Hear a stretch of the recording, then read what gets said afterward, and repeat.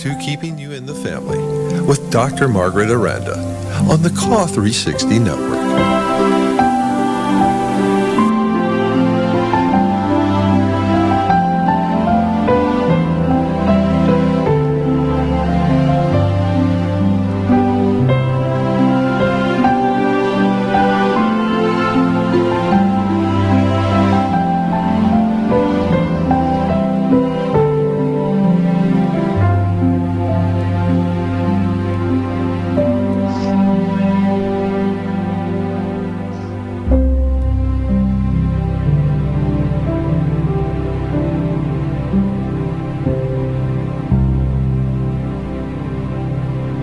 Hi, good evening, and welcome to Keeping You in the Family. I'm your host, Dr. Margaret Aranda, and today's June 19th, 2019.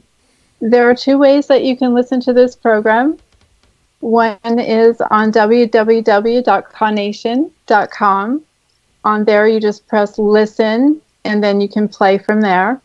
The other way is to go to our YouTube channel, which is called Keeping You in the Family. You can just type that into the little search button if you'd like.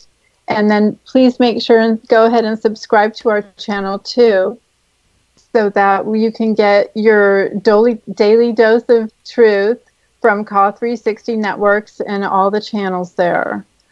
Today, if you would like to have any questions for me, go ahead and call our studio line. That's at area code 415-403-2715. And it's also just a reminder too that this Friday is a CDC Assembly at the CDC stairs in Atlanta, Georgia, and that is from 12 to 2 p.m. Eastern Standard Time. So we're going to go ahead and talk about our subject today, which is a little bit busy, but it's going to still be okay. It's bone, joint, and nerve stability. So let's see, I'm not getting a visual on the slides right now. So last time we spoke on sex and sex hormones. And before that, we spoke about sleep, and our first talk was on diet. So especially if you're joining us a little bit late, and if you're a patient of mine, these are assigned to you, and we want you to start with diet and then go with sleep and insomnia. And then we talked about sex and sex hormones, and today we are on bone, joint, and nerve stability. And this is quite important, as you can see on the next slide, because the bones and joints and nerves pretty much cover like everything that we do and a lot of reasons why people have pain. So looking at the middle section there, you can see the joints, the elbows and knees, the wrists, the ankles. Those are very notorious for getting a little bit worn, especially in older age, or if you have something like Ehlers-Danlos syndrome and some hypermobility there. And it can affect your spine, it can affect your neck, your alignment, your legs, your walking, all kinds of things. And then on your right, that represents an actual nerve. It has a nucleus and those little arms that are sticking out everywhere. They talk to each other through the bottom portion, which would be the feet, so to speak. And that's where you have hormones and chemicals released. For example, if that's in a muscle, it would release acetylcholine and cause the muscle to contract. And then on the next slide, we can see, just starting off with bones, that probably one of the worst things that could happen to your bones would be to have osteoporosis. There are more than 8.9 million fractures a year having to do with bone instability and osteoporosis. And we'll talk about how we test for that. But pretty much 1 in every 3 women and about 1 in every 5 males has a problem with osteopenia and bone fractures. That's 1 in 3 women over age 50 and 1 in every 5 men over 50 as well. And for a man in particular, it's especially concerning because if a man 65 and older trips and falls and breaks a hip, fully 1/3 of them will pass away. They'll be dead in 1 year. And that's pretty quick. So usually if your bones are thin, it's a reflection of other things about your body that make it susceptible to fracturing. And you can see the bottom pictures here. There's a healthy bone on the left side of the bone picture, and on the bottom one with the circles, the left one is a normal bone. And then osteopenia or osteoporosis is in the middle, and then severe osteoporosis on the far right. And we can look at that in the next slide with a little bit more clarity here. So you see the healthy bone has actually a lot of spaces in between the circles or the cells there. And with osteopenia, they're already starting to turn a little bit darker black and larger, like holes. Osteoporosis is large holes, and severe osteoporosis is even more large holes. So that makes your bones very unstable. And how do we test for it? I send almost everybody for a DEXA scan.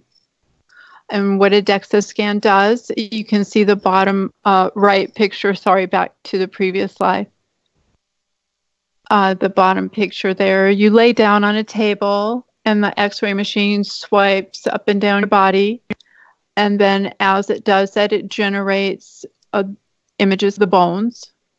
And what they do is you can see up at the very top left is they'll translate the image into numbers that show up on the densitometry reference points. So the top part there that's green, that's in the normal. The yellow part is early osteopenia. And then the bottom red is osteoporosis. And then we can see kind of a close-up on the next one. It gets divided into the spine and then the right and left femurs, and then the shaft of the humerus, or the long thigh bone in your upper thigh. That's your biggest bone. And then we get images for the spine as well as the shoulders even sometimes.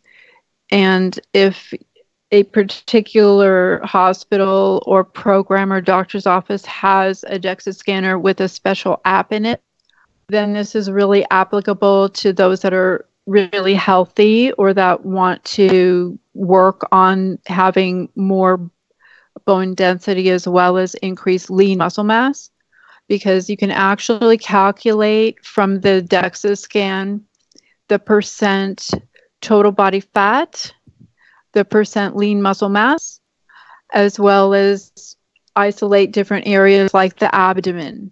So if you have more than, say, 26 or 30% fat in your abdomen, you're probably going to be working on being pre-diabetic because there's too much fat in your abdomen and it turns it into an organ. So we can see on the next slide the way that we read this.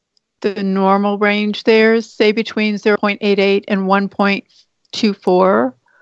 On the right side are called the T-weighted scores. And on the left was your bone mass density. So on the bottom right, on the outside there, you can see that penia or osteopenia is a definition that falls between -1 to -2.5. So the more negative the number is, the more bone loss, the more the bone disease transgresses to osteoporosis. So you can see in the bottom red section that osteoporosis is defined as a T-weighted score of -2.5 or larger. It goes up to -4. And if you look at the bottom line there, it's age in years. So at the maximum, at 100 years old, almost everybody's osteopenic. There'll be some people up at the top still in the yellow. But around age 50, you can see how it starts going really down, low. Patients that are at risk for having osteopenia or osteoporosis at a young age, well before age 50, include those that are on steroids, especially if they're daily, as well as people that don't exercise. So if you have low back pain and you're bedridden all the time, or you have adhesive arachnoiditis and you're bedridden a lot, then you're not jumping up and down on your bones a lot. You're kind of living in outer space, floating on your bed. And when you're not pounding your extremities, your legs, or jumping up and down, then you're not stimulating them to keep their strength or their density, and you start losing it. So what are the kinds of things that we can look at? One of them, besides the DEXA scan, is your vitamin D level. So if you're bedridden again, you're not out in the sun a lot, you're going to miss some of the vitamin D that the sun can stimulate. And you may be vitamin D deficient if you have some of these various symptoms: sweating, fatigue, digestive problems, even irritable bowel syndrome or Crohn's disease, as well as immune function problems, whether you're always sick or you have a lot of seasonal allergies. You can have joint pain and dry skin from low vitamin D, so it's pretty vague. You get that with chronic fatigue syndrome and many other things as well, or hypothyroidism, you'll get dry skin. But vitamin D deficiency can actually lead to a high blood pressure, obesity, and mood changes as well. So I'd say about 50% of our patients have a low vitamin D. And I mean low, because the normal is probably between 30 and 100. And a lot of our patients will end up being like 20 or 17 or 12. So it takes a while to build up your vitamin D some more. And some people take calcium too. I'm not a big fan of supplementing with calcium because then people can get kidney stones from it. And to me, it's worth it to stay away from even getting one kidney stone.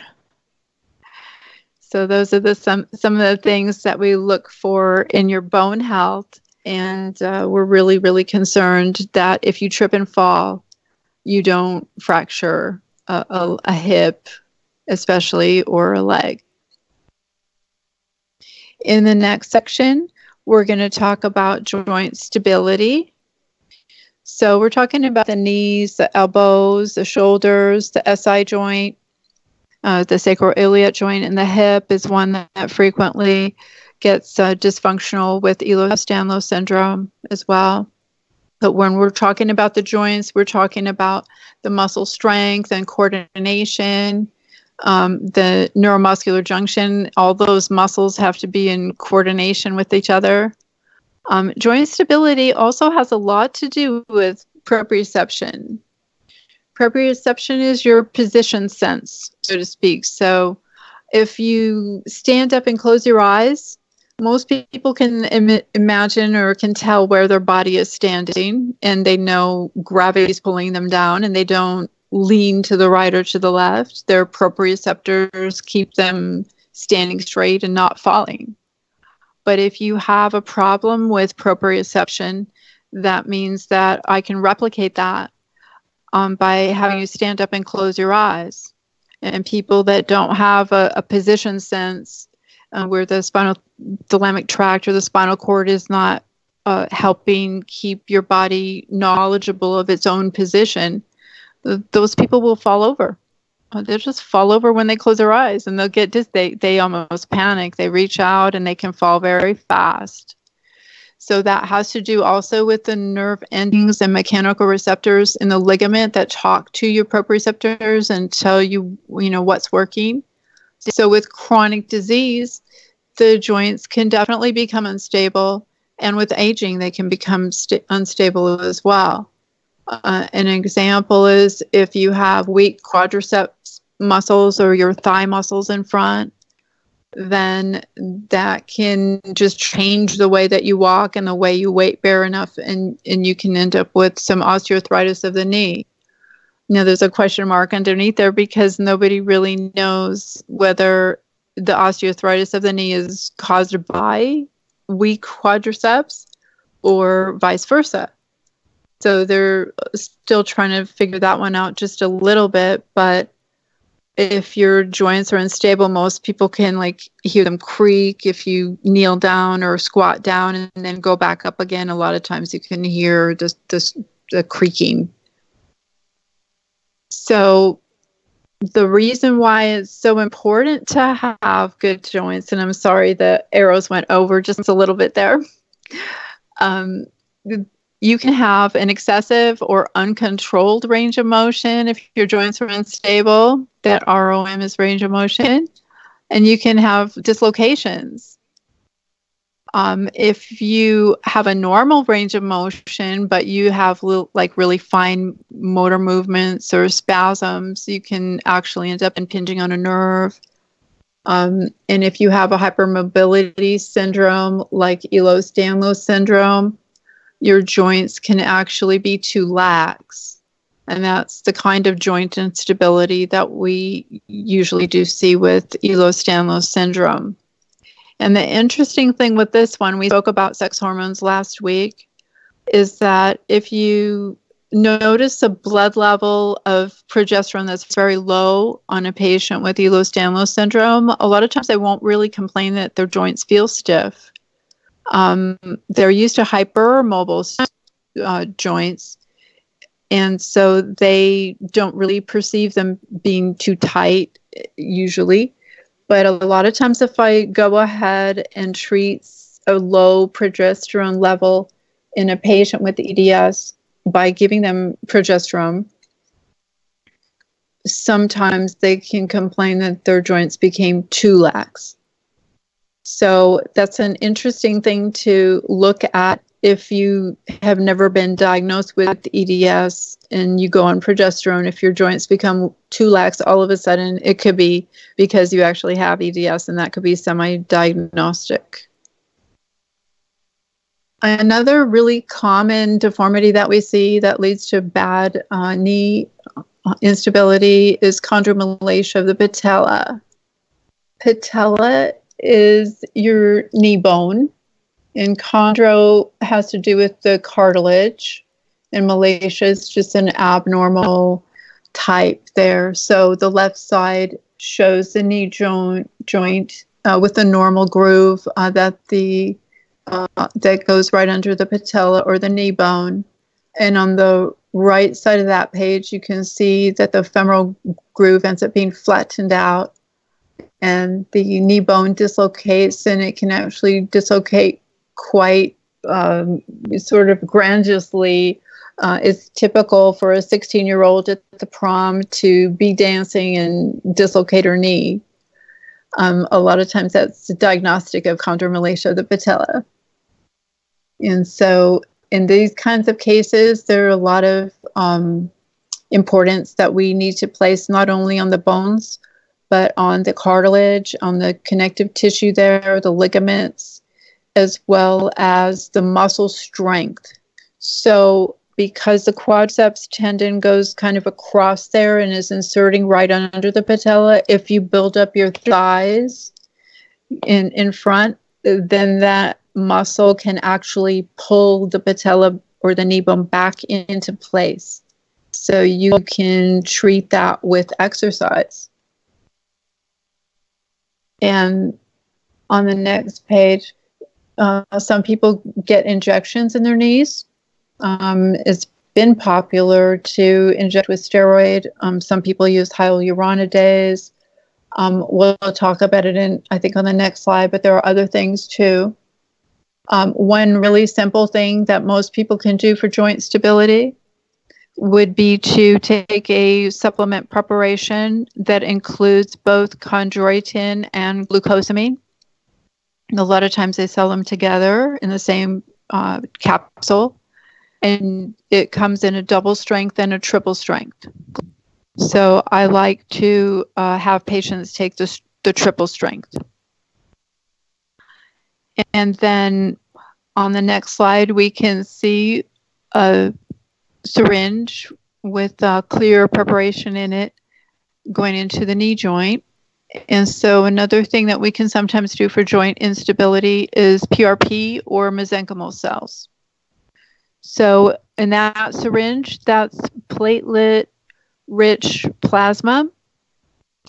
We draw your blood, and then we spin it down, and then we extract a really thin layer of white serum-looking component, and we gather that and inject it back into your knee.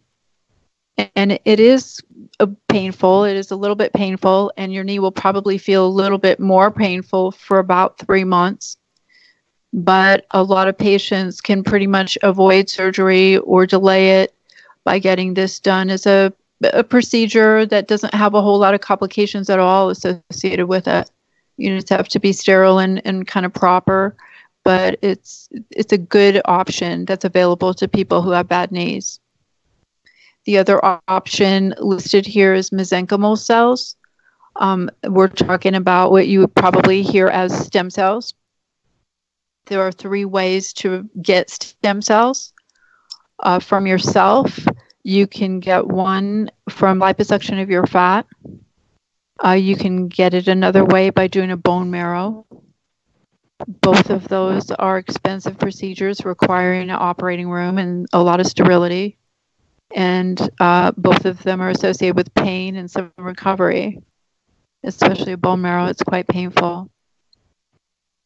And then those cells will be re-injected into you.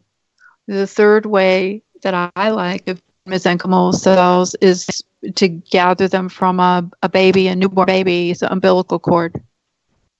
Those cells can differentiate or change into nerve or muscle or bone, and you can inject those into the knee and it can repair. We injected that into a 90-year-old man who was already up for surgery. He had his other knee replaced, and we were able to go ahead and avoid surgery in him. And so I can see we have a caller with area code 303. You're on the line. Welcome. Hi, Dr. Aranda. Thank you for your show. I wanted to tell you how much I love listening to your show, and I've learned to take notes because your knowledge is just amazing. When I saw the topic that was going to be tonight, I had a question, and I think it involves bone and nerve stability. To give you a little information to work with, I was in a bad auto accident where L4 all the way down are all on top of each other. There are no discs in between. And I knew back in 2006 that I had severe deterioration. But this thing happened that I haven't heard anybody talk about, and I'm hoping you might have some suggestions or supplements or lifestyle changes where my back gets numb and my legs get numb, but my bones hurt so bad they feel like they're frozen pipes and somebody is banging a hammer on them. And I love your suggestions and your knowledge, so I am open to anything you have to share on that. Okay, so I have a little bit of an echo there. So I think what I'm hearing is that you have a lesion or something going on at L4, and you get numbness in your leg and some pain going down, and you feel it's, that you need something to help with some stability. Well, the L4, my L4 vertebrae, all the way down is collapsed. My vertebrae sit on top of each other, and there's no discs in between. Okay, and so there's no disc in between your L4, L5. They're all the way down. And I'm just grateful I can still walk, yes. But what seems to happen on a regular basis is My back will go numb. My legs will go numb. No pins and needles, just numb. But the bone in my legs especially hurt so bad they feel like it's a frozen pipe with somebody having a hammer banging on them, and no amount of pain medicine touches it. And I love all your suggestions, so I wanted to toss that out to you. Maybe it's a nerve thing. I suspect, not sure. Okay, so yes, it sounds like you have a collapsed vertebrae between L4 and L5. Your back goes numb, your legs go numb, it feels frozen like a hammer, and it seems like you feel the bone pain part of it. Yes. Yes. Okay. Very and much. It's very interesting too. You bring up a good point, because a lot of times we get more complaints of bone pain in cold weather, and also when it's a little bit cold and damp, or the barometric pressure is increased. A lot of people can tell the difference, and they have more bone pain with that. As far as something really structural and quite an aggressive, a big defect that you have in having a collapsed vertebrae, there's really no easy solution for that. Sure. So, yeah, I'd have to look at your x-rays. I'd have to know a little bit more. It's hard for me to say, but certainly for you, you would need to stay away from the cold weather, and I wouldn't want to see you in a whole lot of snow.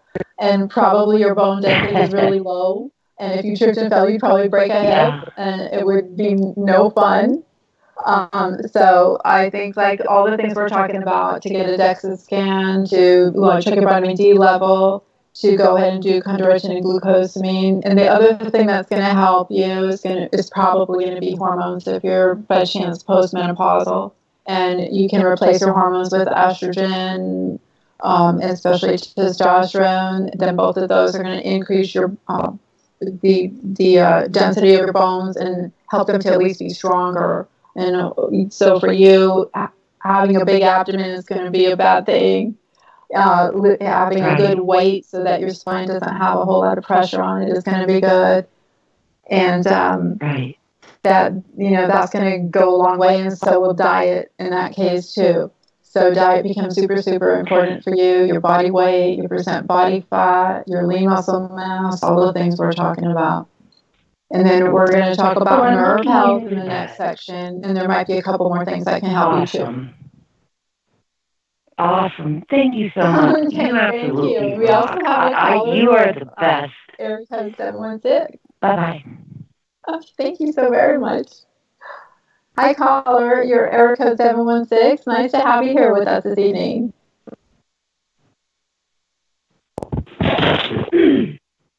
Hi, you're on the air. Hi. Hi, thank you. My name is Jessica, and when you were talking about this, thank you. I was calling to ask about the stem cell therapy. You explained a little bit about it. I haven't really looked into it. And my doctor, my surgeon, has said that he wanted to try that next in my back. I've had several major back surgeries. I'm full of screws and clips now, and I'm honestly just too afraid to get any more surgeries at this point. Right. But I'm one of the many that have had so much of my pain meds taken away that I have a hard time getting out of bed and things like that. And I'm getting desperate, and I don't know if this is actually something that would really work or not. So I thought I'd ask you. Right. Well, when you have a lot of pain and they're taking medication away from you, especially if you had been stable on it for years or decades, it's a tough situation. It is. And I understand that people are looking for alternatives. A lot of people are going to alternative medicine or naturopathic doctors in order to seek, some other components that could be helpful. And stem cells or the mesenchymal cells certainly fall into that category. So number one, expenses and more pain are two considerations with stem cells. So if you're considering stem cells, you're going to be thinking about the bone marrow, the liposuction fat, or the umbilical cord cells. So in the first two, those cost probably about $15,000, $20,000. It used to be more like $40,000.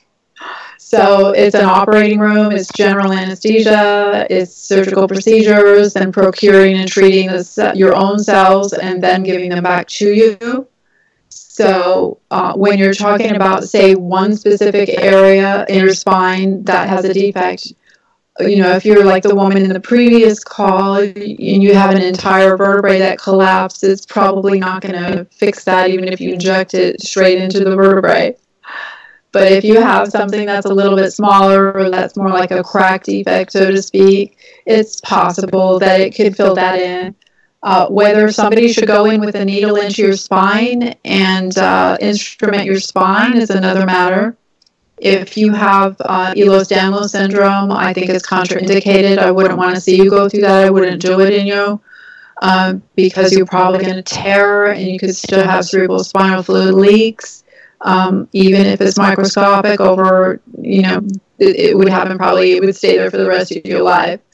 So I would go to answer your question, should you get these injected into your spine?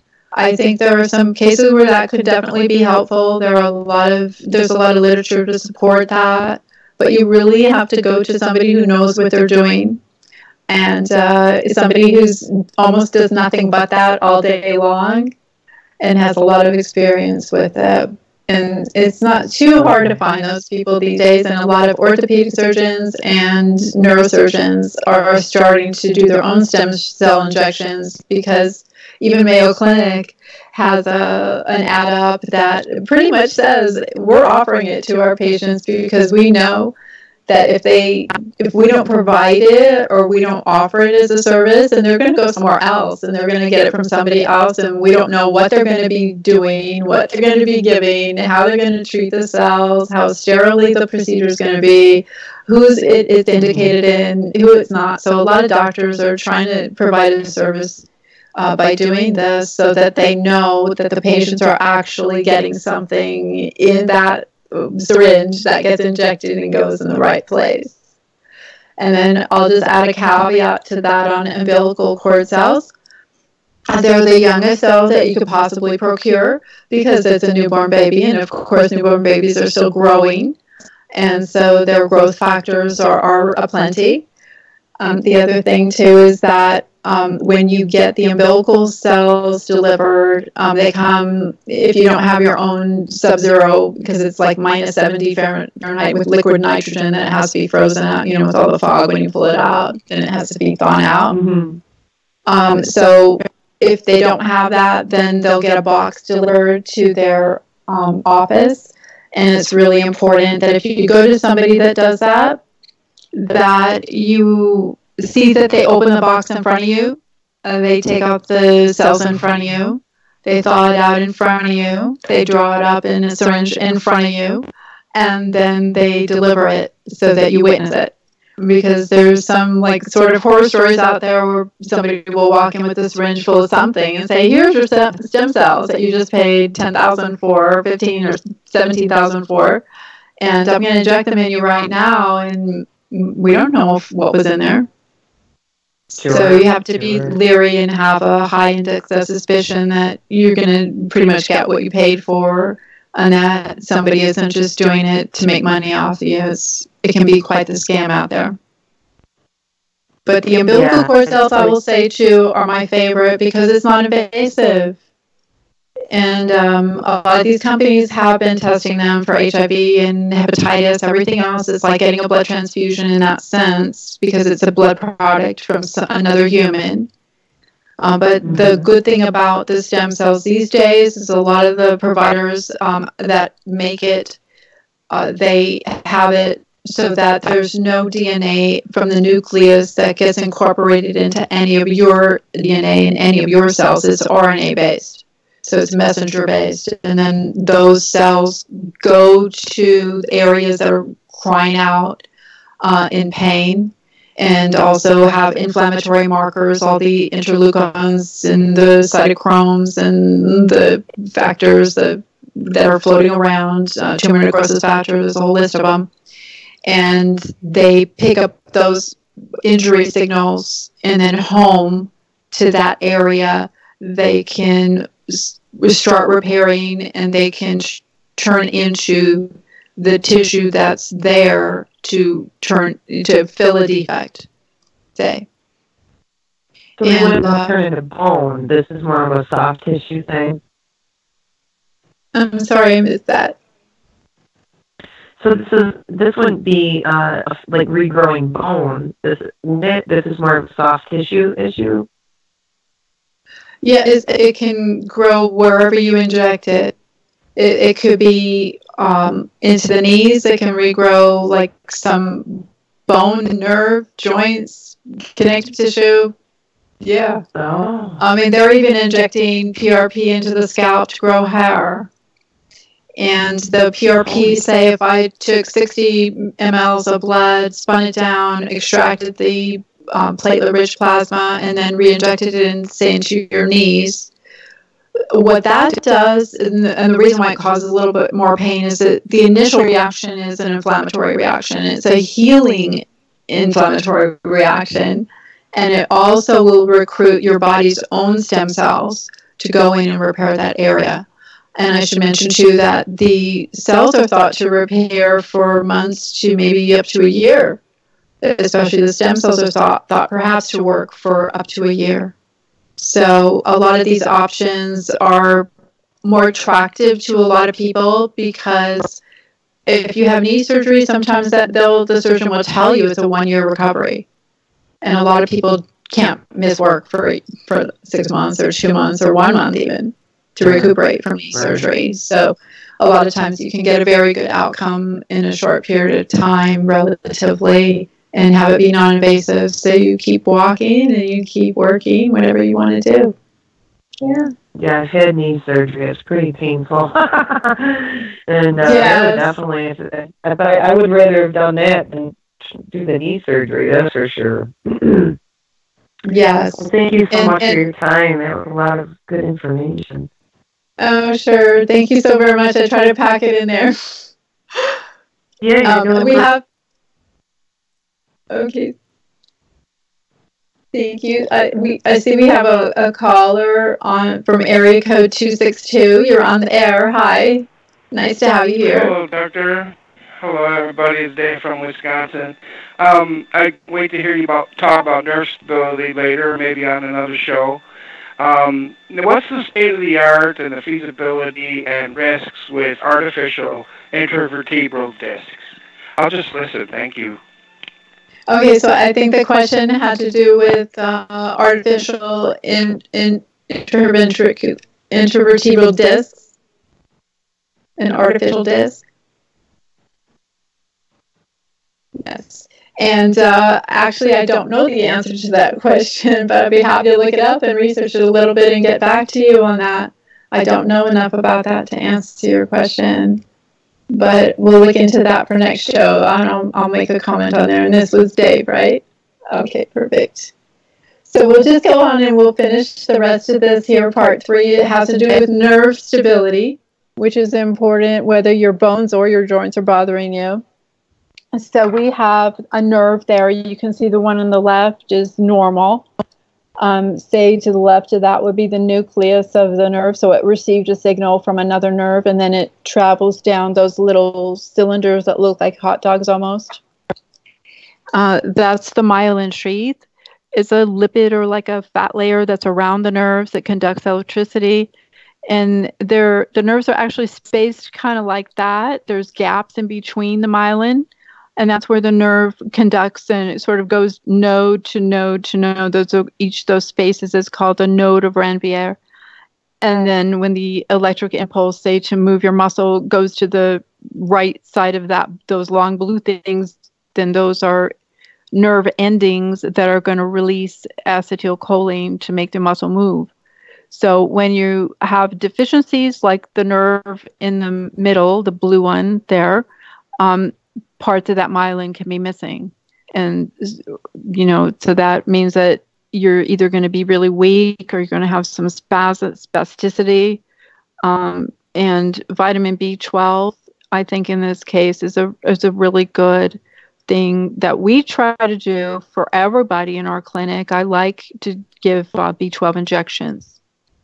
And the reason for that is because a lot of people can be really have a B12 deficiency and not even know that they have it. And just like happened beforehand with a situation where you have some vague complaints, look at this one. Fatigue, like almost everybody in our clinic has fatigue. Sweating, we have a lot of people that have a lot of sweat. They come in kind of wet. They even sweat underneath the bottom eyelid. And at the top part of the cheek there's sweating coming from there because they're so stressed from having so much pain for so long.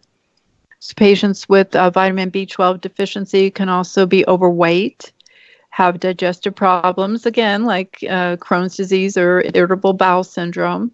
They can be hot all the time. They don't tolerate the heat because they already feel like they're hot all the time. And they can have mood changes as well as dizziness, problems with their immunity. We actually have a lot of patients that are positive for Epstein-Barr virus.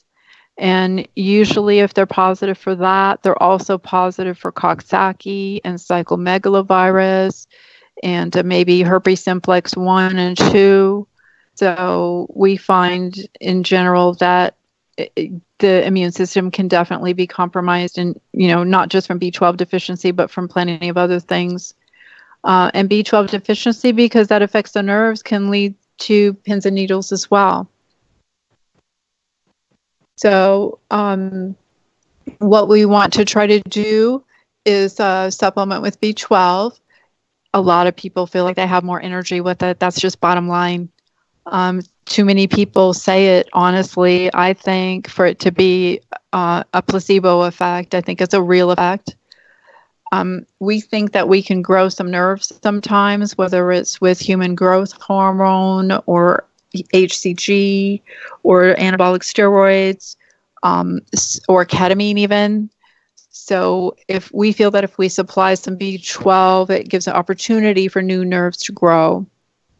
And that's a good thing because ketamine we find particularly is great for burning pain.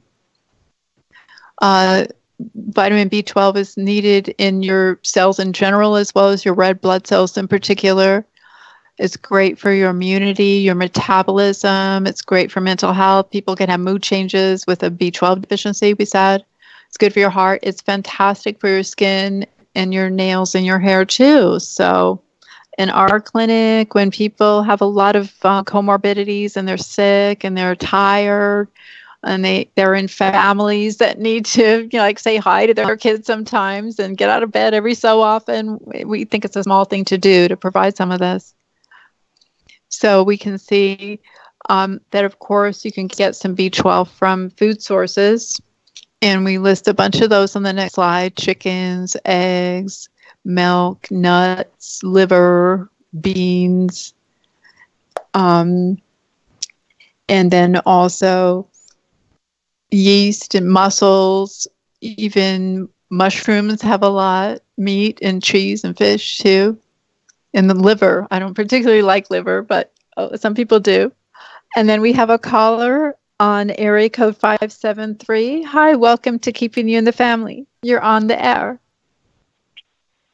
Hello, Dr. Aranda? Yes, hi. Hi, it's Mick and Rachel. Hello? Sorry, I think... Okay, go ahead. I'm sorry. It's Mick and Rachel, the patients. We were calling to say hey. Oh, perfect. Talk about stem cells. I didn't know where you were in your talk right now, but we wanted to share about stem cells if you were on that topic yet. Perfect. Go ahead. Yes, this is one of my patients who has some stem cells and he wanted to make a comment. That's perfect. Sorry to throw you off a bit, but we wanted to share with you Rachel's story about stem cells and the great work that your practice is doing with those. It's been life-changing for her and us completely. So that's amazing. I think when I very first started this clinic, I didn't really even think or hope that a lot of people would get better or could get better. And I think a lot of people just thought they would float like kind of forever on what they were on and just be happy to keep the same things going. But we're finding with some of these innovative interventions that they can be real life changers. And it's amazing. It never fails to, surprise me when somebody like you comes in and says, "You've really helped my wife a lot. You've changed my life. We're doing so much more than we could ever do before. We never thought we'd be doing what we're doing right now."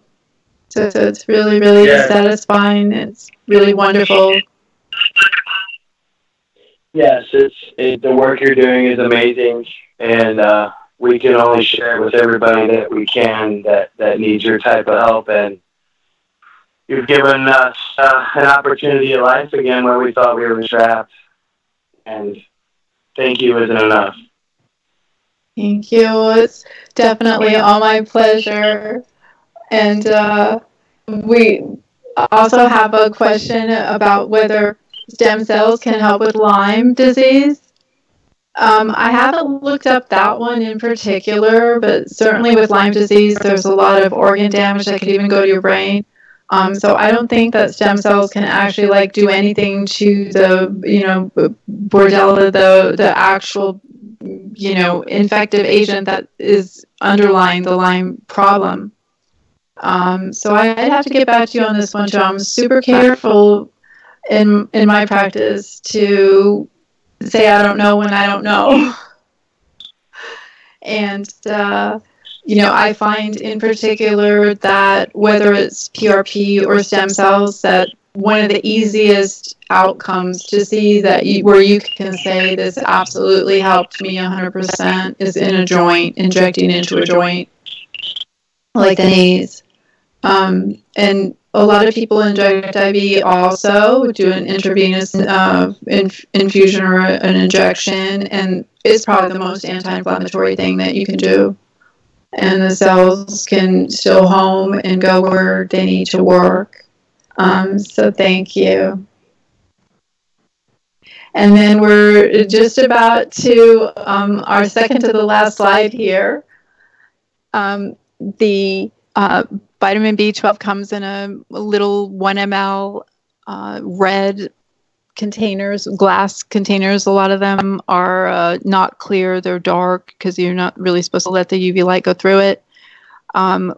The dose is 1 ml, so you're using a teeny tiny syringe there. That's for insulin. The insulin size, it's a 5/16 inch needle. That's a 31 gauge wide, so it's a very tiny, short needle.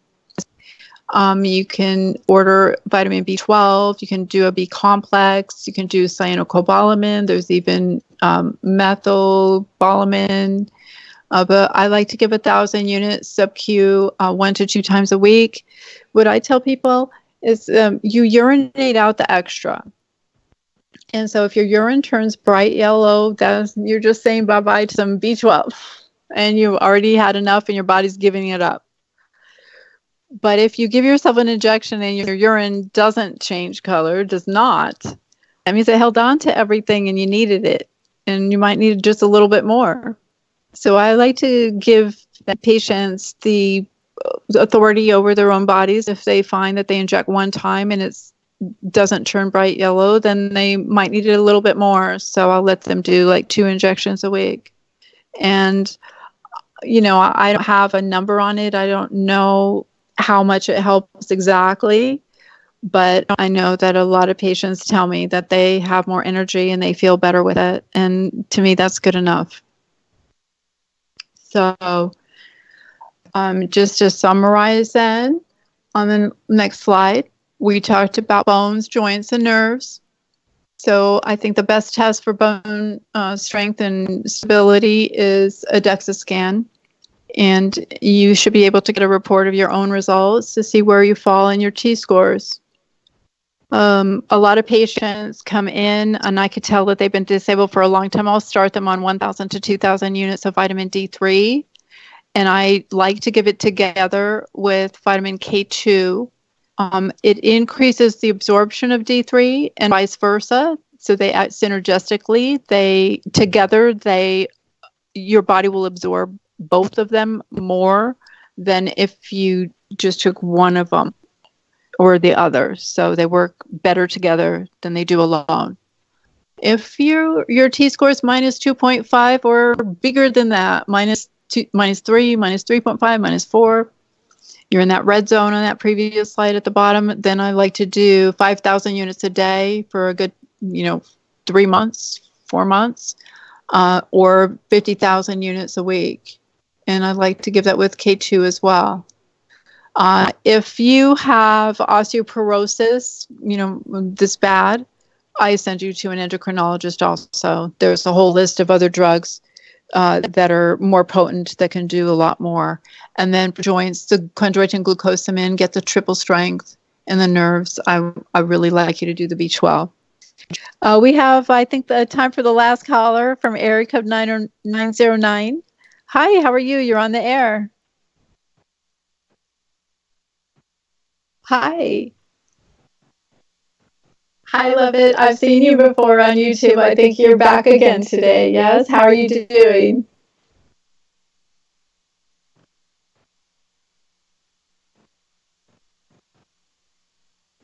Okay, so I think they disappeared. But that's okay. I'm happy to see you here. You're registering. I'm beginning to know some of you, and I really appreciate that. And there was a question, how much over-the-counter B12 do you recommend? I recommend 1,000 units at a time, like once a week. And then, like I said, if your urine does not turn out bright yellow, I let patients go ahead and do another dose. Yeah. So that, I think, is really helpful. Perfect. I hope that you enjoyed this conversation. Do we have an area code 909 on the line? Dr. Aranda? Yes, hi, welcome. Hi, Dr. Aranda, it's Melinda. Hi, Melinda. I wanted to call and wish you a very happy birthday. Dr. Aranda's birthday is coming up. Oh, that's funny. Yes, I do. I just wanted to tell you that I am thank you so much, extremely proud of everything you have done for all of our patients this last year and all of the extremely hard work you have put in. You're working night and day, every single day, since you started. When this all went back with Jen's, when we lost Jen, and you decided to get involved and help save us. You have literally saved us. You have saved me. And I would not be doing what I'm doing with you now if I didn't have you. And, we're working 15, 16 hours a day, 7 days a week. And I'm about to take the first vacation I've ever been able to take in my entire life because of you. I just wanted to say thank you, and I love you, and I hope you have the very best birthday, and I will miss you while I am gone. But I will be back. Oh, great. That's beautiful. Thank you so much, Melinda. And these things always mean so much to me because, like I said, I never really expected people to get better. And I'll say this, and then we're going to go ahead and close. All of the things we do opioids, we do anti-inflammatories, we do hormones, we do supplements, we do procedures, But one of the reasons we do it, one of the biggest reasons we do it is to keep you and your family and let you be a mom, cook dinner for your kids, go outside every so often. But the other reason why we do this, and I think I'm getting to appreciate this more and more over time, is so that you can have a job full time. It's not uncommon for us to have somebody in our clinic who works full time. And sure, they may need a lot of medication to do that, and they're functional as well. They're bringing in money for their families, and that's really important to people, who are used to being the head of the household. So Melinda brings up a really good point that we're not doing all of this just to be fun about it necessarily. I mean, we want you to have fun with your family, but honestly, we want you to pay taxes. We want you to have a job. We want you to have a career. We don't want you to give up all the stuff that you used to have. And one of the things that I think that I'm able to tell my patients is, if I could do it, you could do it. And I'm never going to take away your hope, and I'm always going to believe in miracles, because I am one. And I'm not sure why I got to be here, why I got to do this, but we're doing it, and we're going to keep doing it. So I want you to go ahead and just keep tuning in with COD 360 and CODNation.com. Go ahead and support the CDC Assembly in Atlanta, Georgia on June 21st. This is the day after tomorrow, on Friday from 12 to 2. Also, the DPP Rally Talk Show with Claudia this Sunday has been canceled for this week. So enjoy your time. Maybe say a prayer for her and all the people that have been on her show too, because I know she does a lot of work. And I want to thank Jonelle and Brian too for the opportunity to bring you this show. And thank you for your time in joining us this evening here at Keeping You in the Family. This is Dr. Margaret Aranda, and I'll see you next Wednesday at 5 o'clock the same time. And you have a great evening, COD Nation. Thank you.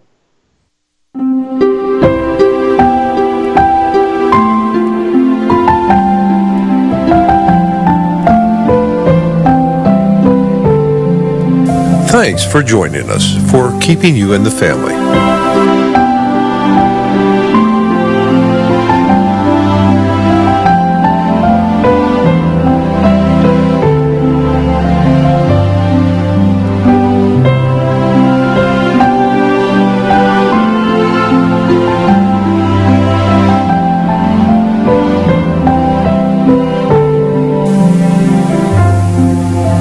This program copyright 2019 by Dr. Margaret Aranda and Call 360.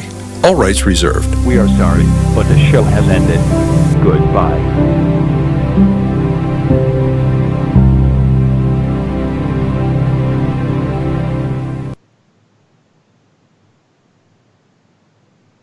Woohoo!